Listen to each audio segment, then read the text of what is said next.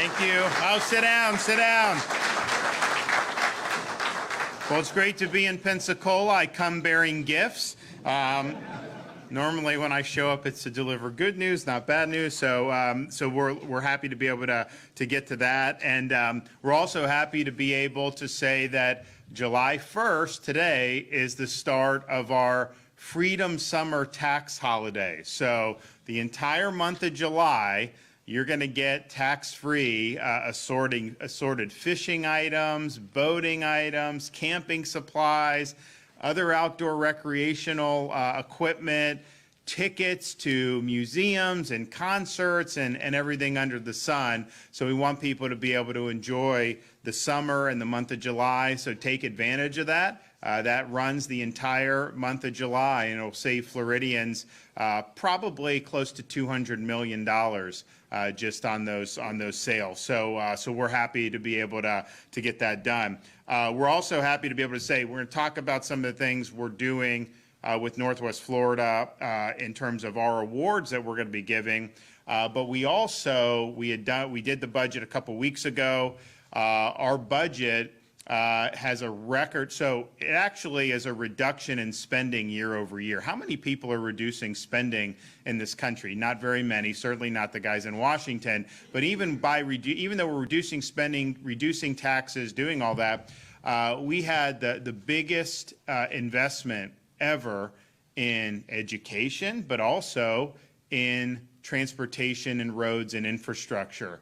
Really, really robust. And part of the reason that we had that was because I looked about a year or two ago and said, okay, you know, all these people are moving to Florida. I'm not asking anybody to move to Florida. Like, they're coming because there are bad policies. Other places are forcing them. So we've got a lot of growth, and we led the nation in net in migration, I think, the last 3 or 4 years. Well, we need to make sure that we're getting ahead of things when it comes to particularly the roads, because the roads get very crowded. So we launched a program called Moving Florida Forward, where we said, okay, you have this work plan, and our Department of Transportation's ranked very highly. We're one of the top 5 states for roads year after year. And if you compare us to, like, New York, you go to New York, first of all, their budget's twice the size of ours. They tax and tax. But if you just drive around the boroughs of New York City, the amount of money you spend in tolls is unbelievable. I mean, you could spend $40, $50 in tolls just by driving to and from those areas. And yet, those roads are bumpy, dilapidated. I mean, you get like motion sickness going over these things. It's terrible. So we're proud of that. But, you have all these projects that are kind of in the hopper. So there's a plan to this. And, it's done partially through our department. Sometimes the legislature put their thumb on the scale. But we have things that we know need to be done. And I was just like, well, why would we wait 10 years to start a project that we know we need to do?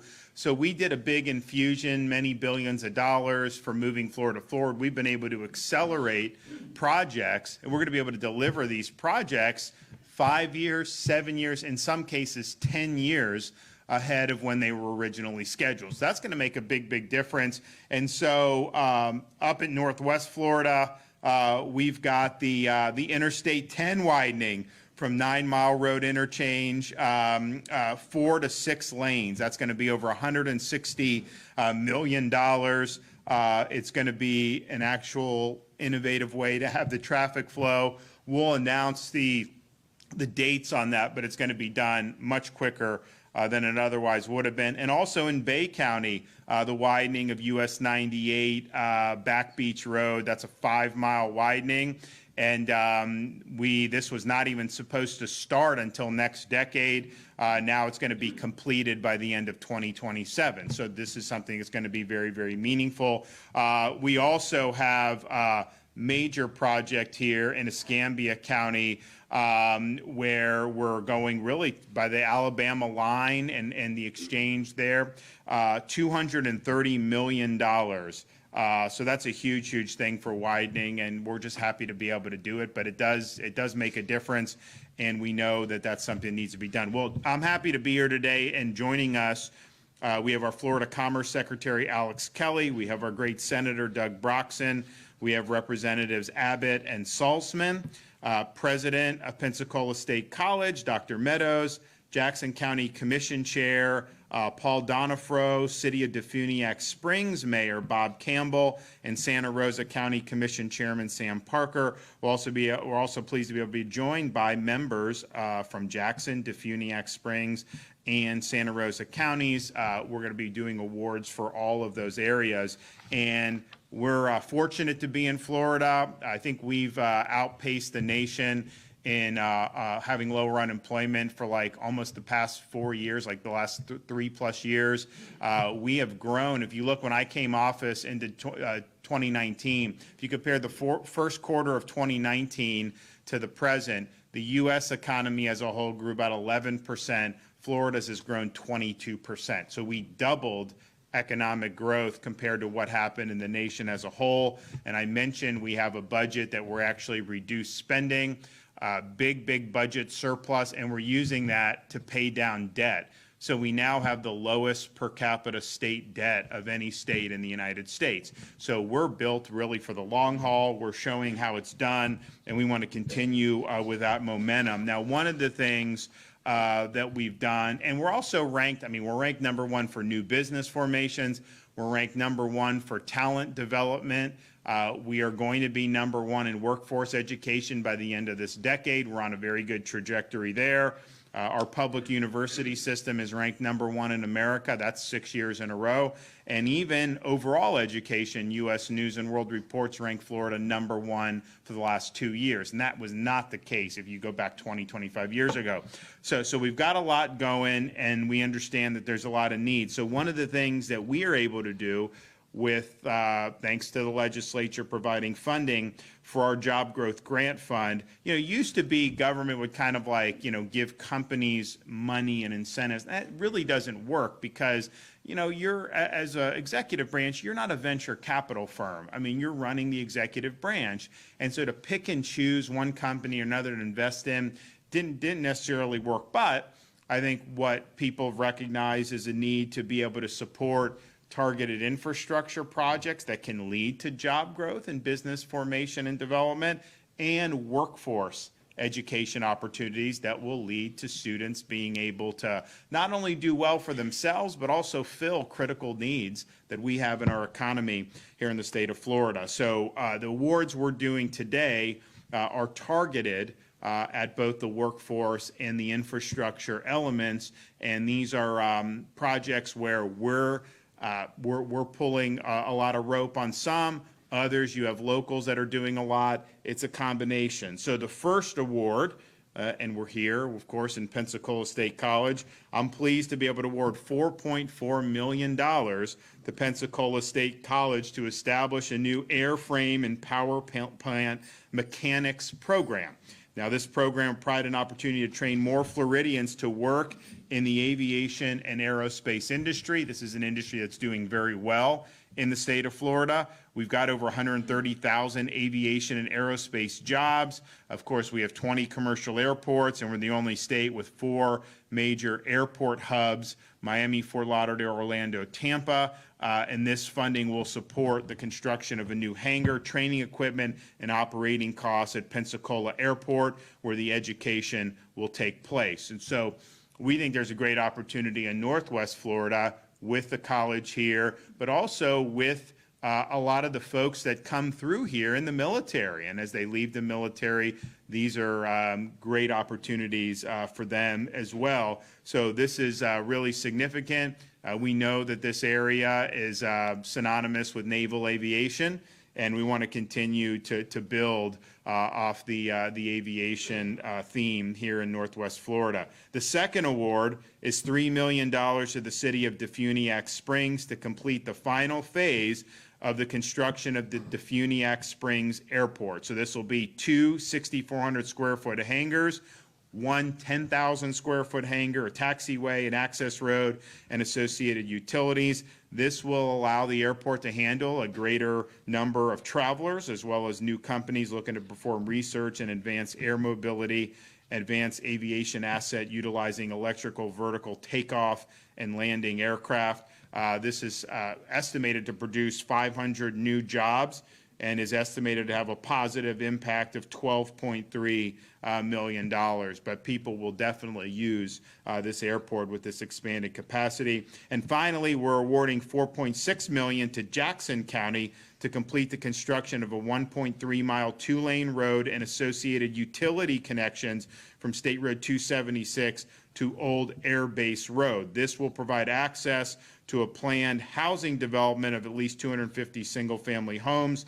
Project will create at least 400 new jobs and has an estimated impact of $12.5 million. This award also builds on the more than $23 million in strategic investments in Jackson County. We've done $15 million through the Rural Infrastructure Fund, $7 million through the Broadband Opportunity Program, and $1.5 million through the Florida Small Cities Community Development Block Grant Program. So that's been really, really significant, and we're proud that they're going to be able to use this money to improve their infrastructure. And then finally, since I'm here, I'm pleased today to announce a special award of $500,000 in Defense Infrastructure Grant to Santa Rosa County for the Whiting Aviation Park Security Fence Project.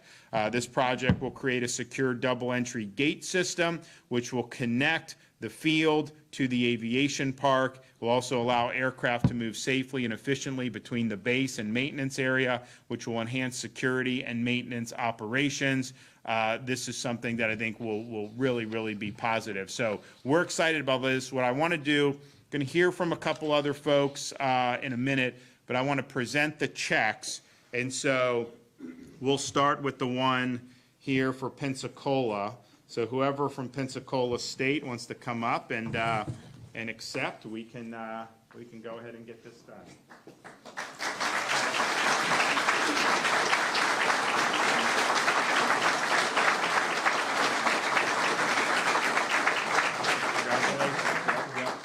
All right, next we will do Defuniak Springs, 3 million smackers. Come on up. Congratulations. Thank you. Yep. Congratulations. Congrats. Yep. Congratulations. All right.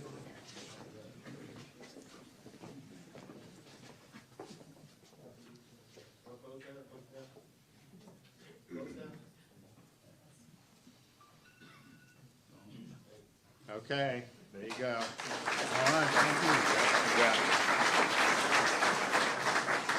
you. All right, Jackson County. Very good. Congrats. Thank you. Congratulations. Yep, absolutely.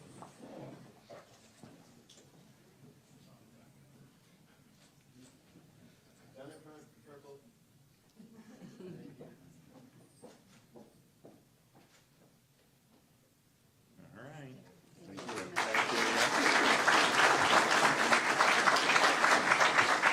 Santa Rosa.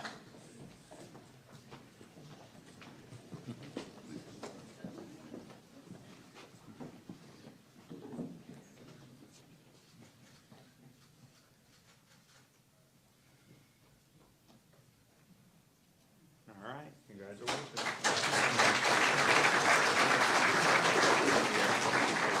Thank you, sir. Okay. All right, well, that's a pretty good day's work. I hope you all are excited about this, and we're going to hear from some folks. So we'll start with our Florida Commerce Secretary, Alex Kelly.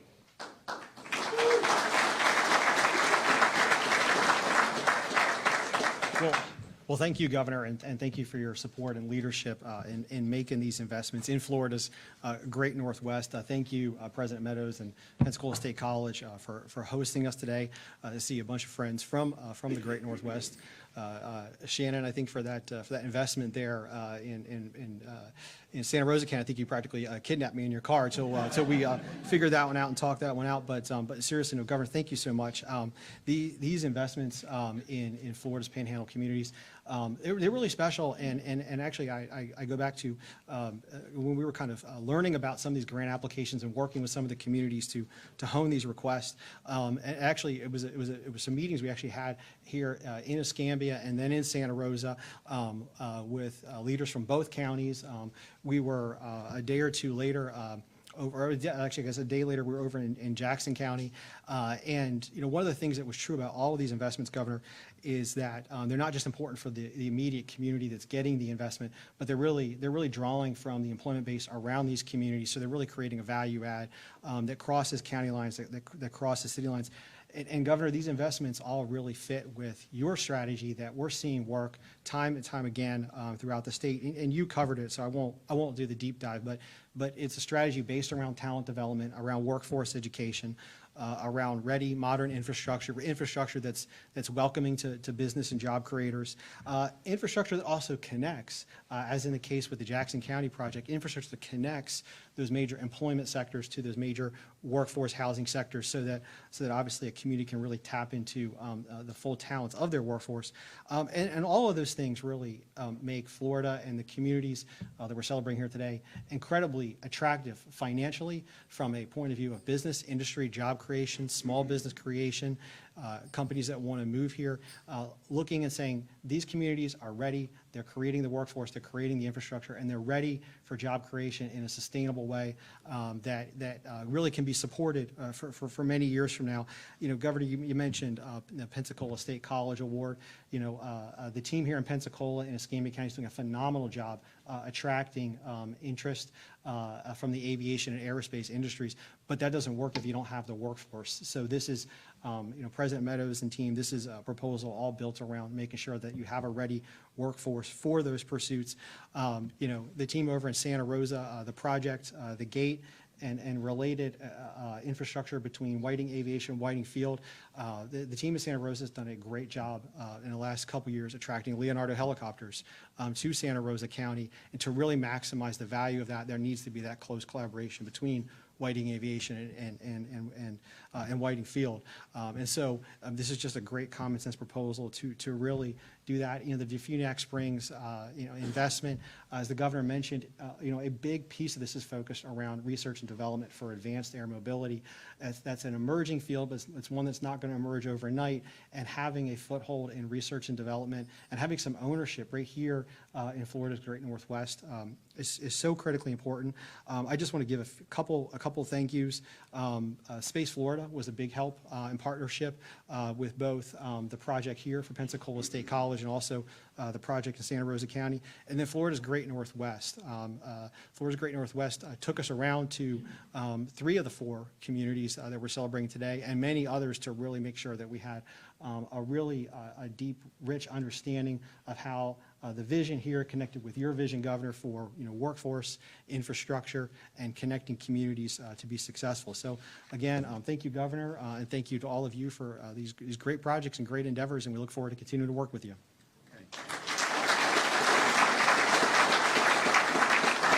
Okay, Dr. Meadows.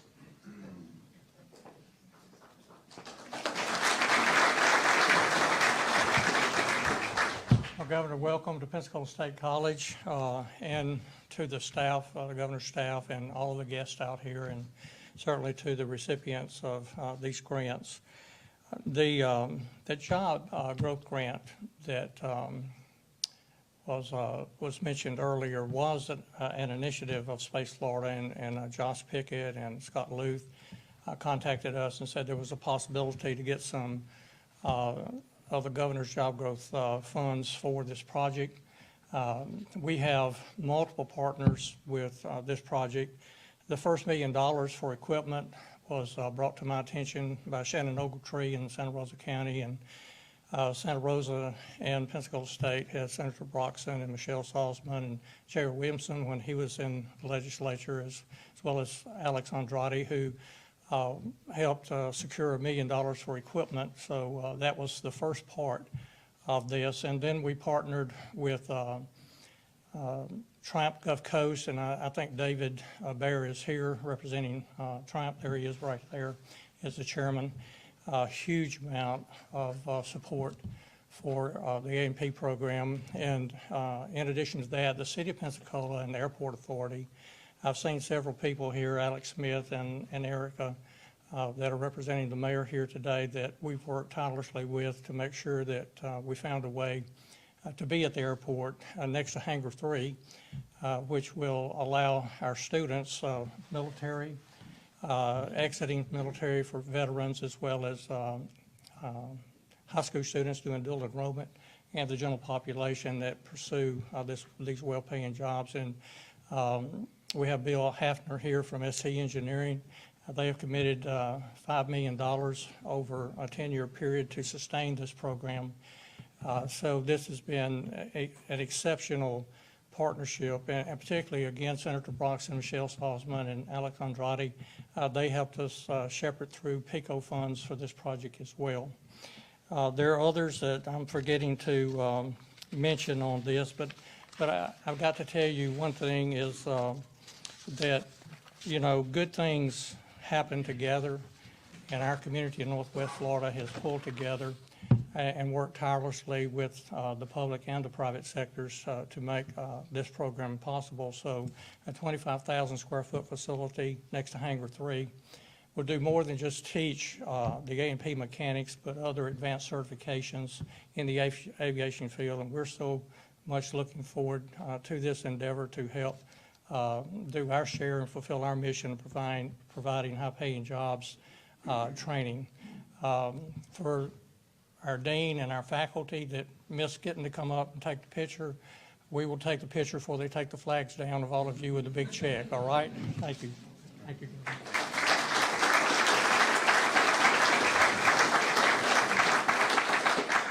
Okay, Paul Donifro, Jackson County. Good morning.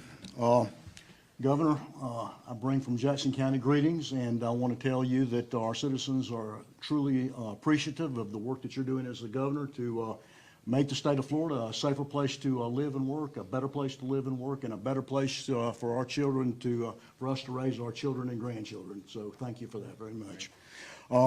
As you so eloquently said, this job growth grant that we're receiving today will go a long ways in helping us with economic development in Jackson County. As you know, and Secretary Kelly knows, two of the things that we battle in our attempts to be successful in economic development is workforce housing, attainable housing, affordable housing, whatever you want to call it, and also our workforce. And through this job growth grant, we're going to be able to pave the western end of Pusher Road, which will pay immediate dividends in the development of a new business at the intersection of Pusher Road and Highway 276, which will immediately create about 30 jobs. But more importantly, as you stated, this will allow us to move forward with the new housing development that'll be developed on the property of Endeavor, which Secretary Kelly and his staff visited not too long ago. This will allow us to develop a portion of that Endeavor property for approximately 250 housing units, which will go a long ways in helping us provide quality workforce, attainable, affordable housing for our workforce, which will also be increased by that. So for that, we're very appreciative. We're very appreciative to all of the people in Jackson County, our staff, David Melvin's group, everybody that's worked hard towards putting this grant application together. We'll put those dollars to good use, and we look forward to seeing that road paved and the new housing development come in short order. So thank you very much. Thank you.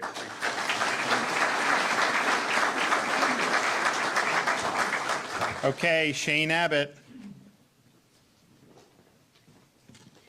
I want to echo everybody's sentiment in saying thank you, Governor, for all that you've done for Northwest Florida, and especially today bringing those wonderful checks to our area.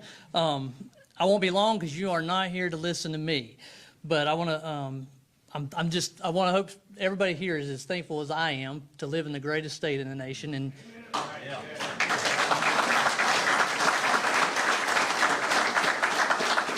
And have the greatest governor in the nation.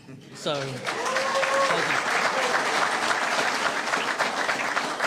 you. There's a reason why Florida ranks at the top or near the top of every category in economic development, and it's because of your leadership and your vision and your willingness to invest. That is a big part. A lot of folks can talk about developing stuff, but you got to put your money where your mouth is, and you have done that, and we thank you for that. It goes back to even 2020 during the COVID-19 mandates.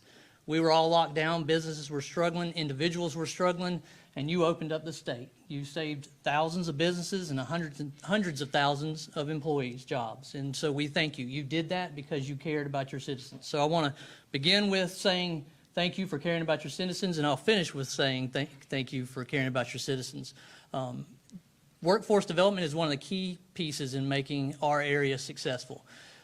That is, a trained workforce is probably the #1 attractant to businesses in our area right now. And so as we continue to develop that, we become extremely competitive in that way and in that nature. So thank you again for those, your consistent infrastructure and workforce development investments. I want to thank you again for caring about your citizens.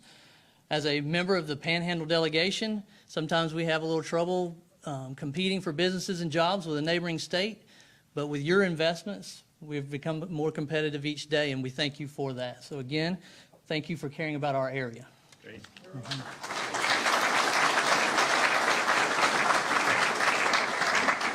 Well, thanks, everybody. We're happy to be able to deliver these awards. I think it'll be very meaningful for Northwest Florida. I also just want to make a couple comments.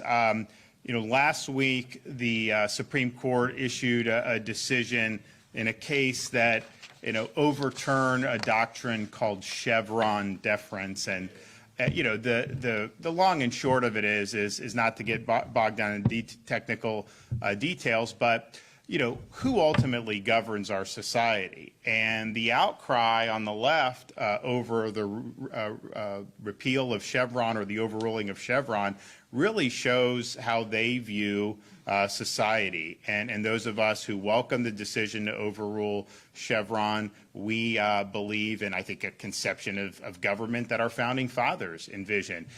When you have a bureaucracy that acts against you, and if they're doing it in a way they don't have authority, you have a right to go and bring a lawsuit to challenge that, because sometimes people's livelihoods are at stake on this. They can impose punishing fines. There's a lot of things that this big, powerful bureaucracy can do. So the question is if they're coming at you and they're wrong on the law, do you have an ability to go in the court and have the court say, you know what, you're right on the law, and rule for you and give you relief? Or do you do this Chevron deference, which says, well, it doesn't really matter if you're actually right on the law. We are going to defer to what these experts in the bureaucracy think the law means or the regulation should mean. These are people that are not elected. These are people that are not accountable. These are people that are, quite frankly, wrong about a lot of things. And so Chevron deference really empowered the administrative state. It empowered the bureaucracy, and it's helped the bureaucracy grow to the extent that it has, really uninterrupted for many, many decades. And so what this does is this puts on a better foundation the separation of powers. You go into court, you have a right to have that court apply the law as it's written. And if that means you win and the bureaucrats lose, then that's the way it's going to be, and that's the way it should be. So that was a really good decision. But the people that were carping about it, they want to have a rule by unelected, unaccountable, bureaucratic, so-called experts. That's who they think should govern society, and they want to insulate them from any type of accountability. And that's just fundamentally not the way our Constitution was designed. It wasn't what our founding fathers envisioned. And yes, this is just one piece. I mean, part of the reason the bureaucracy's grown so big is because Congress doesn't exercise its constitutional authority to rein it in. They don't like writing laws that are precise. They don't ever use the power of the purse. And ultimately, that's going to be the most effective thing, that can be done. But this was an important step. And people say, oh, well, how could you not have bureaucrats or experts be deferred to? You know what? If bureaucracy acts against you, you go and sue, you win. If Congress doesn't like that outcome, they can always rewrite the law, and then you can hold them accountable to ballot box. That's the way this is supposed to be. So that was a good decision. I know there's going to be some more decisions that are come out later today, but I do think that that's something that will make a meaningful difference for those of us who believe that the federal bureaucracy is out of control, that it's unaccountable, and that it's outside the proper understanding of constitutional boundaries. The other thing I would say is You know, I had a really uncomfortable feeling sitting in front of the TV watching that debate on Thursday night. But here's I mean, it was literally 4 or 5 minutes in, and it was painful to watch Joe do that. But the issue is, you know, now you have some of these media people saying, you know, that he should not run and all this other stuff when they knew that this is how he was. You compare him to 2019, to that debate, it's been a really significant decline. And the idea that that decline is going to stop, that somehow you can make it to age 86, given the trajectory, is a joke. And everybody knows that's a joke. A lot of these people in the media, they decided to try to paper that over to try to get him across the finish line. Well, what happened on Thursday was people saw with their own eyes. And so they're not going to be able to gaslight that. They're not going to be able to whitewash it. And I think they understand that. So now they're saying in some quarters, and important quarters, hey, he should step aside. He's not up to the job. But understand, they're only saying that not because they have any problem with having a president that has cognitive limitations and is in cognitive decline. They are perfectly willing to let the executive branch be run by a bunch of these staffers, these left-wing staffers who none of us elected, and they're totally fine to have a weekend at Bernie's presidency part 2. They are totally fine with that. The reason why they're calling for that is not because they think it's important that a president can actually discharge the functions. No. They're calling for it because that scene was so jarring that they understand he's going to lose. And so they want to be able to try to get someone else in there that will carry out their agenda. But they really don't care. If that debate had gone a different way and somehow people thought that he would win, they would not say a word, because ultimately it's all just about retaining power and having power exercise in consistent with their ideological agenda. So this is not something that was shocking to, I think, most of us who have been watching, but we have had for years. We've had people in corporate media try to tell us that what we'd see with our own eyes really wasn't the truth. Oh, it was just a bad day. Oh, it's a style this. But then when you were there and just watched for 90 minutes, it's like, you know, pretty much anyone that saw that knew what the issue is. But if they could do it, if they honestly thought that he would be able to win under those circumstances, they would be totally fine with that. It's just because they understand that the jig is up and the American people are onto it, and it is something that's going to make a really significant difference. Okay, great to be here. Thanks, everybody. God bless.